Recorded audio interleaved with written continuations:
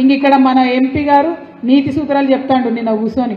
పసుపు బోర్డు సాధించే తెలివి లేదు ఈయన గారికి, కానీ బాగా మాటలు మాట్లాడుతున్నారు. మేము పోయినాం, తీసుకొచ్చినాం, చాలా మంది ముఖ్యమంత్రుల దగ్గర లెటర్లు తీసుకొచ్చి ఇచ్చినాం.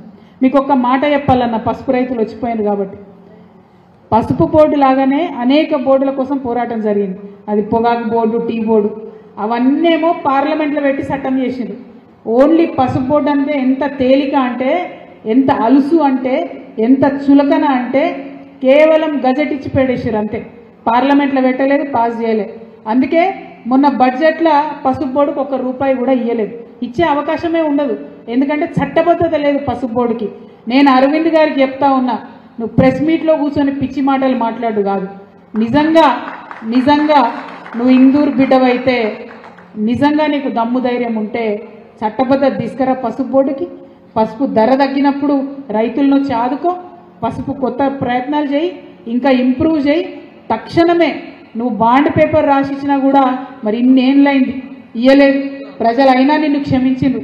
ఇప్పటికన్నా కనీసం సిగ్గు తెచ్చుకొని ఆ పసుపు బోర్డు పాస్ చేయించు పార్లమెంట్లో, చట్టబద్ధత తీసుకురా, దానికి పనికొచ్చే పనులు చేయి. అంతేగాని ప్రెస్ మీట్ పెట్టి పిచ్చి పిచ్చి మాటలు మాట్లాడితే ఇది ముంగటి బీఆర్ఎస్ కాదు బాబు. నేనైతే మా కార్యకర్తలను ఆపలేని పరిస్థితి ఉంటుంది. కాబట్టి ఒళ్ళు దగ్గర పెట్టుకోవాలని చెప్పి కూడా అరవింద్ గారికి నేను హెచ్చరిక చేస్తూ ఉన్నా. ఎందుకంటే వాళ్ళు తీసుకురారు, అధికారంలో వాళ్ళే ఉన్నారు. తేవచ్చు కదా, ₹1 తేవచ్చు కదా, తెచ్చిండ్రా? మొన్న బడ్జెట్లో కనీసం తెలంగాణ ఊసన్న ఉన్నదా, పేరన్న ఎత్తిండ్రా? మరి అట్లాంటప్పుడు ఒక్కసారి తెలంగాణ ప్రజలు కూడా దయచేసి ఆలోచన చేసుకోవాలి.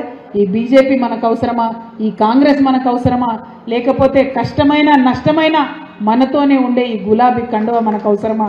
ప్రజలు దయచేసి ఆలోచన చేయవలసిందిగా నేను కోరుతా ఉన్నాను.